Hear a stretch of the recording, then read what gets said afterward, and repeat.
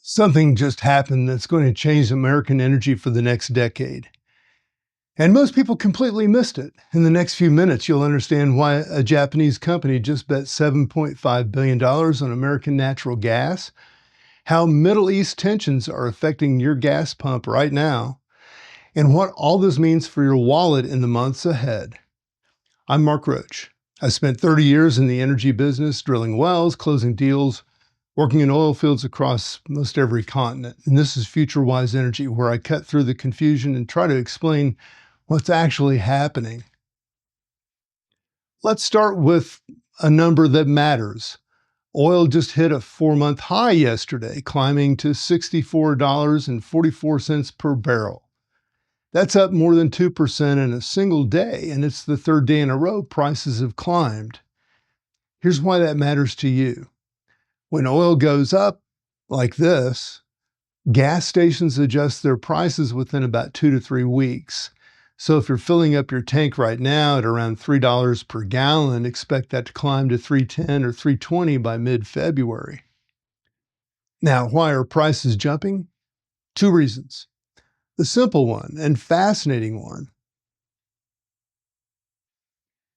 The simple reason is Middle East tensions. President Trump issued an ultimatum to Iran just this week. Negotiate a nuclear deal or face what he's called military strikes with speed and violence. Well, the U.S. has deployed warships to the Persian Gulf near a narrow waterway called the Strait of Hormuz. Here's the scale. About 20% of the world's oil flows through that strait every single day. If conflict closes it, even temporarily, oil could spike to $90 or $100 a barrel, almost overnight. And right now, the market has added maybe about $8 to $10 per barrel just for the risk that something could go wrong. Now, that's the simple story. But here's the fascinating one. A Japanese corporation called Mitsubishi just made the largest foreign investment in American shale energy in history. They agreed to buy natural gas assets in Louisiana and Texas for $7.5 billion. To put that in perspective, that's larger than most small countries' entire gross domestic product, GDP. Why does a Japanese company want American natural gas so badly? Because the world is changing fast and they see what's coming. 3 massive facilities are coming online later this year to ship liquefied natural gas, or LNG, from America to the rest of the world. At the same time, AI data centers are driving electricity demand growth to levels we haven't seen since the 1990s. Those data centers need power 24 hours a day, 7 days a week, and right now, natural gas is the fuel that can deliver that reliably. Let me give you the numbers so you can see the scale. Natural gas prices were sitting at $3 per unit just 2 weeks ago.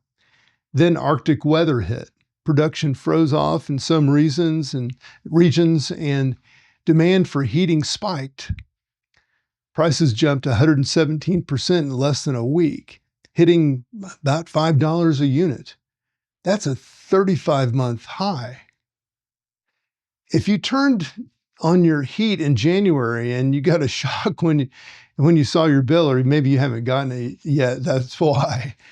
Prices have cooled a bit since then and down to about $3.88 today, but they're still elevated. So Mitsubishi, they looked at this situation and said, we want to own the gas that's coming out of the ground and the facilities and ship it overseas. Well, they already own part of an LNG terminal on the Gulf Coast. Now they're buying gas fields that feed that terminal. Well, that's called in business vertical integration, and that's a massive bet that the American natural gas is maybe one of the most strategic commodities in North America, expected to last over the next 20 years. And here's what makes this deal even more interesting. Foreign investment in American oil and gas hit a 7-year high in 2025 at $7.4 billion total for the entire year. Mitsubishi just topped that in a single transaction in January. Now let's talk about what you're not hearing in the headlines. Global oil supplies are actually oversupplied right now. The International Energy Agency estimates there's a surplus of about 3.7 million barrels per day. That should be pushing prices down, not up. So why are prices climbing? Because geopolitics can erase oversupply in a heartbeat. Iran produces about 3 million barrels per day. Kazakhstan just lost 700,000 barrels per day from a fire at their largest oil field. Venezuela's production collapsed a year ago, but could come roaring back if sanctions are fully lifted. We'll see. Put all that together and you get a market that's technically oversupplied but priced for uncertainty. Traders are betting that something could go wrong before it goes right. Here's what this means for you in the next few months. Gas prices will likely rise through mid-February because of oil's recent climb. Your heating bill should moderate as natural gas prices cool and the weather warms up. But electricity costs? Well, that's the wild card. The Trump administration is pushing hard for more natural gas, coal, and nuclear power plants to support AI and data centers. They've redirected $289 billion in loan authority away from wind and solar and toward what they call baseload power, meaning energy sources that run 24/7. If those plants get built quickly, your electricity costs stay manageable. If they don't, then the grid gets strained and the cost could jump significantly.